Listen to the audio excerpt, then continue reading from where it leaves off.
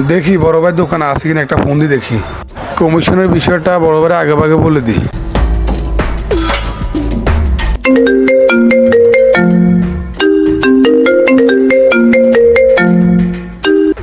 Hello, কে বলছেন? Hello ভাইয়া, কেমন আছেন? ভালো আছেন নি?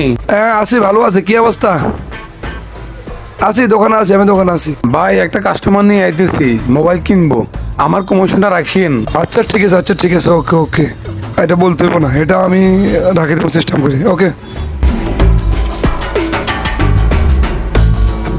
কি গো ভাইয়া, না যায় এতবার ফোন দেন না, ফোন দেন না কা? বাইকে ছিলাম তো, এই কারণে শুনতে পারিনি। আমি ওনার সাথে কথা বলছি, উনি দোকানে আছে, এখন চলো।